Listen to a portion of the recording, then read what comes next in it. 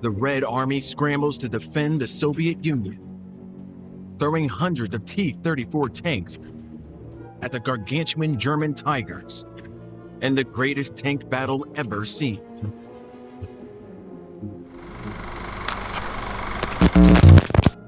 In the heart of the Russian city of Kursk, advancing tanks and enemy fire marked the rhythm of one of the fiercest battles of World War II. Perhaps not as remembered as the clashes at Stalingrad, Midway, and Normandy, this titanic struggle still represented a turning point in the conflict. Millions of soldiers fought and died in the steppes and trenches around the city, while killer machines sowed destruction all around them. Never before or since in history have so many tanks and planes been seen in the same battle.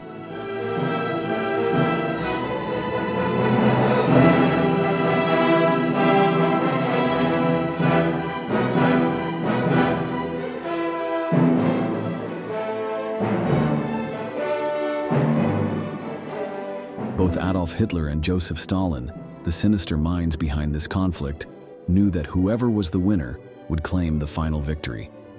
That is why today, in this new episode of Military History, we will tell you all about the Battle of Kursk, the battle that marked the destiny of the Third Reich.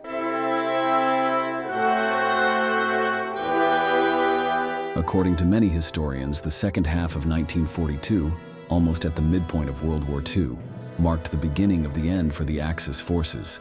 The Japanese Empire lost most of its fleet to the Americans at the Battle of Midway in June of that year.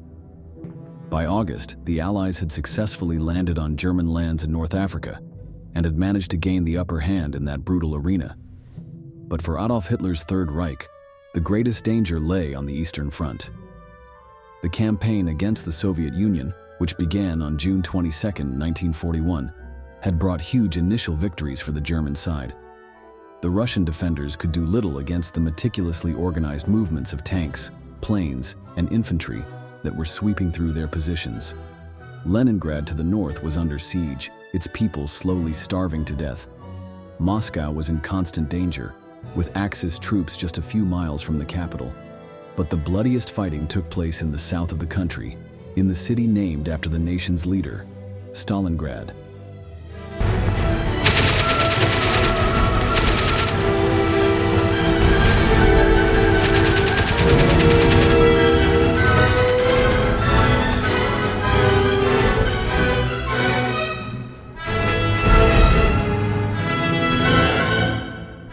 The Battle of Stalingrad, which began on July 17, 1942, is considered by many to be one of the most important battles of the entire Second World War, and was undoubtedly the deadliest. For more than 6 months, the Germans fought in the factories, buildings, and houses of the city in bloody hand-to-hand combat. The Soviets were very close to being defeated, which would mean their total annihilation. But thanks to the iron will of soldiers and citizens, they were able to expel the invaders in January 1943. Not only that, but the counteroffensive that followed completely eliminated an entire Nazi army. Stalin's men and women managed to seize the initiative for the first time in the war against Germany, immediately planning new attacks. Hitler, for his part, had never before been in such a fragile situation. But despite the nearly 500,000 German corpses now lying beneath the snows of Stalingrad, the Third Reich was far from defeated. The Führer's engineers had built a new machine that, in the words of the Nazi leader, would change the course of the war. This was the tank known as the Tiger I. Although it was slower than the Soviet T-34 battleships, this steel beast was far more powerful, and its 88mm shells were capable of destroying the thickest armor. It had already been tested in combat with deadly results, but it was soon to go into mass production.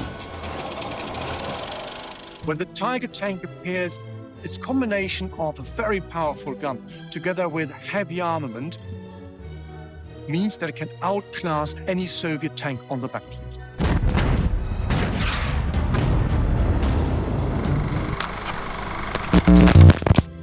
Now it was only a matter of choosing the location for unleashing these terrible weapons.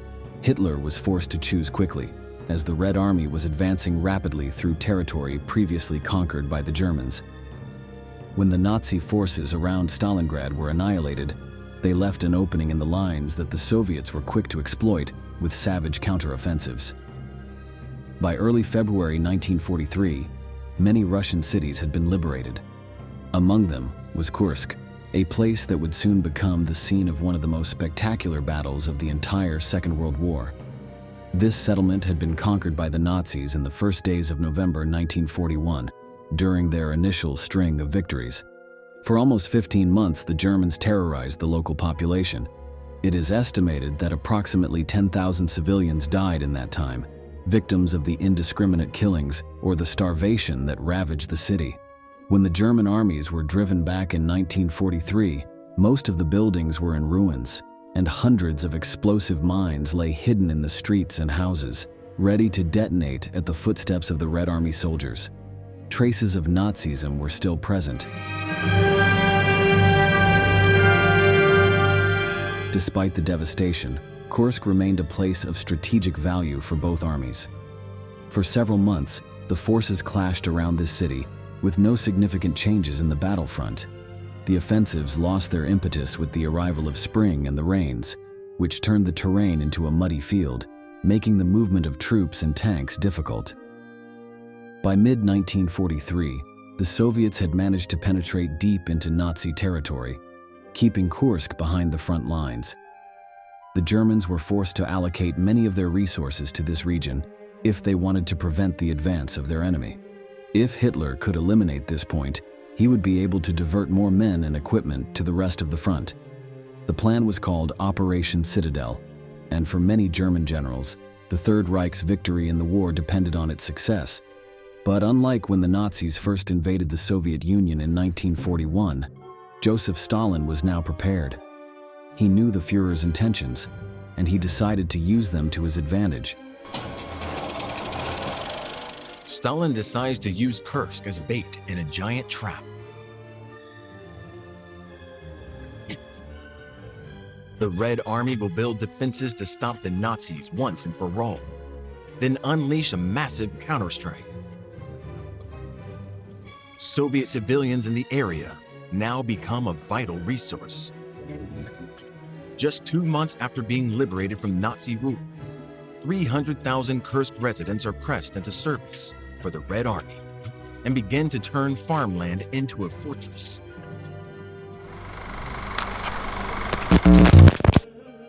The citizens of Kursk were asked to assist in preparing the local defenses. Most did so voluntarily, eager to help drive the Germans from their homes. In addition to digging nearly 5,000 kilometers of trenches for the soldiers, they fixed the streets and built new ones so that the tanks could move faster. The city was preparing to be the nightmare of Hitler's men. After this was completed, many took on support duties behind the lines, as cooks, drivers, or medical personnel. By July 1943, more than 1 million Soviet fighters were stationed north and south of Kursk, awaiting the possibility of a massive counterattack. But there was a risk in Stalin's plan: Adolf Hitler's new war toy. Nearly 800,000 Nazis were approaching with 700 tanks, 150 of which were Tiger IS. If the Germans could break through the Soviet barriers, they would have the opportunity to push deep into the territory, surround the defenders, and annihilate them, as they had done many times in 1941. For Hitler and his generals, their new monstrous armored vehicles would be able to accomplish this task.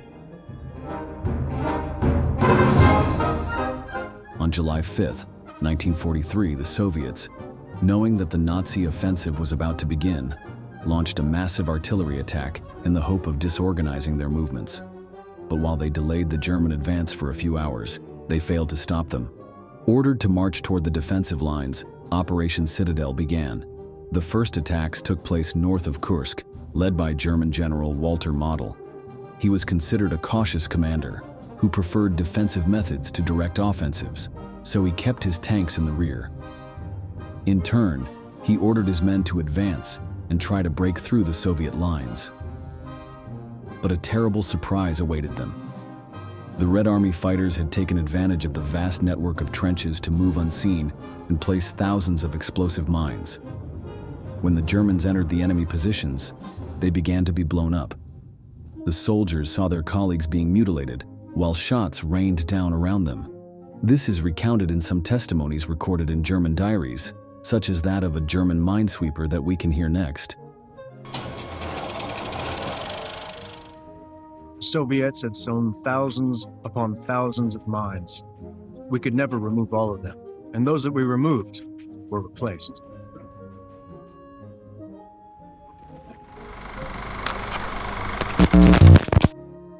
Despite the heavy casualties, Model still did not give his tanks the order to advance. But south of Kursk, it was a different story. There, the command was held by Marshal Erich von Manstein, who did not hesitate to deploy the Reich's new weapons. At his command, the Tigers advanced in the vanguard, flanked by older tanks to protect these valuable battleships. Some of the crews were made up of members of the SS, the most bloodthirsty organization within the National Socialist Party. They were responsible for Hitler's personal security and control in the concentration camps, but they were also used in traditional battles. Soviet soldiers felt the deepest hatred towards them, as they had been responsible for the greatest atrocities within their territory. The SS tanks were more successful than Model's attack in the north. The Tigers advanced slowly but surely, destroying everything in their path.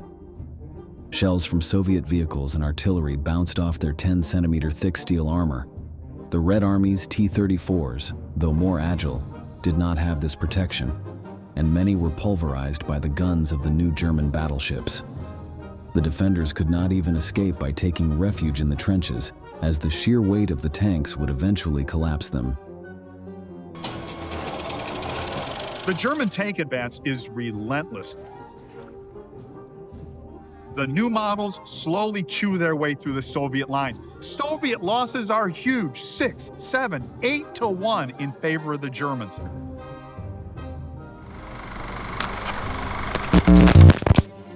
After 4 days of intense fighting, many of the Soviet defensive lines on the southern flank had collapsed, and the Germans found themselves in a favorable position. If they were able to continue their victories, they could encircle the enemy forces around Kursk and destroy them. But just as the Nazis were on the verge of victory, Hitler received devastating news.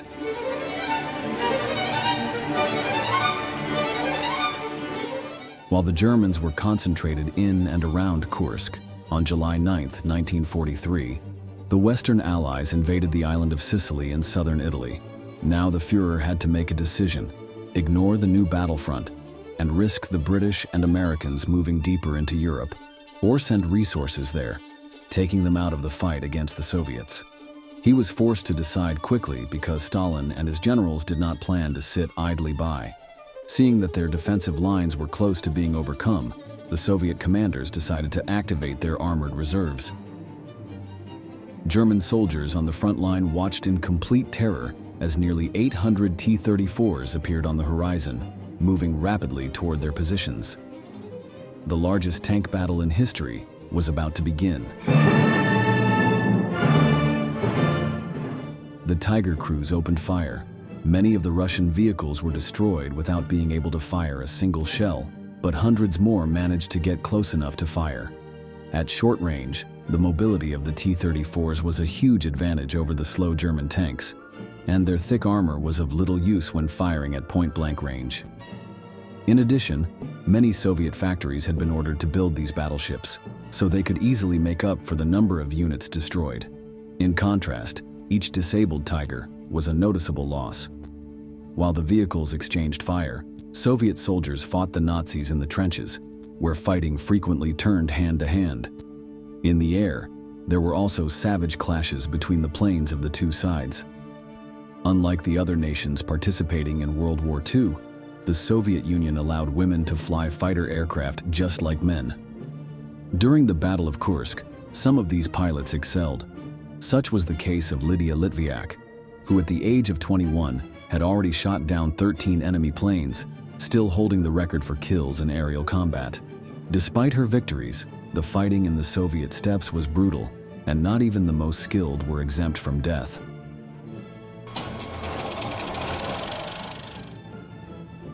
At Kursk, Lydia Litviak commands her own squadron and takes down at least 3 more German aircraft. But during the later stages of the battle, she comes under Luftwaffe attack. Her Yak-1 is last spotted pouring smoke, pursued by enemy Messerschmitts. Her fate is unknown until 1979, when her remains are identified in a remote village. She is posthumously awarded the title Hero of the Soviet Union. Despite the losses, planes flew over the fields and villages of Kursk, and tanks continued to fight in a brutal and chaotic battle. Although the number of dead was enormous, the battle lines had barely shifted a few meters.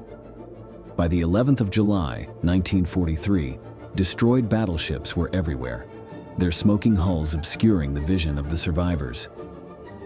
Although the Soviet defenses had not been overcome, the number of vehicles lost was staggering, with almost 200 casualties. The Germans, on the other hand, lost only a few dozen. Field Marshal von Manstein was convinced that a new offensive would be able to break through the enemy lines, but he needed to coordinate his movements with Walter Model to the north. However, as we have mentioned, this general was cautious by nature, and he had only managed to advance 10 kilometers from his initial position. Although his colleagues' bold strategies in the south had proved more successful, he continued to fail to fully employ his tanks, and the German offensive lost momentum. Stalin and his military advisors knew that they had to make a preemptive strike if they were to retain control of Kursk, and they all decided that it had to be against the northern flank. This was done on July 12, 1943, with Operation Kutuzov. 1 million men, 2,400 tanks, and 3,000 aircraft advanced against the German positions almost without warning. The Nazis had not expected an attack of this magnitude, thinking that the Soviets were ready to collapse, and they were taken by surprise. Von Manstein urged Hitler to organize a counterattack to avoid being swept away by the Red Army, but the Führer had other ideas. The Allies continued to advance in Sicily, and the Axis troops there were at risk of being destroyed. Much to the Marshal's chagrin, the Nazi leader decided to withdraw several armored units from Kursk to strengthen his defenses on the Italian island. This marked the end of Operation Citadel and of the German offensive. But the Soviet attack was only just beginning. Taking advantage of the momentum caused by seeing their enemy retreat, the tanks and soldiers advanced at a very good pace. Although the Germans destroyed bridges and burned fields in an attempt to slow down the Red Army, they could not contain the attack. By 23rd of August 1943, the Germans had been driven back to the outskirts of the city of Kharkov, 200 kilometers from Kursk. The fall of the Nazis began there, and their decline would continue at an accelerated pace until the end of World War II. Kursk marks the point where the Germans lost the initiative on the Eastern Front. You want the initiative. You decide what to do. The enemy dances to your tune. But for the rest of this war, the Germans are the ones who are going to be doing the dancing.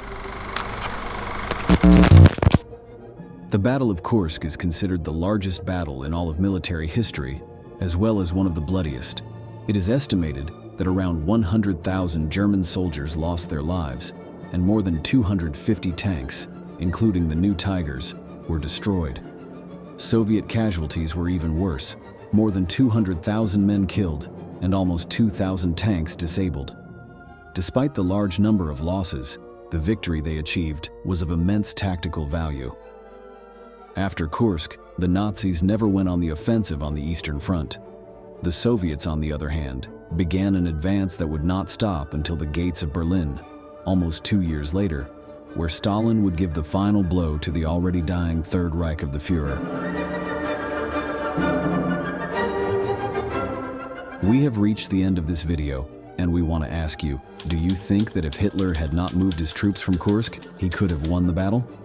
Leave us your answer in the comments box below, and don't forget to subscribe to our channel to learn about many more military events that left their mark on history.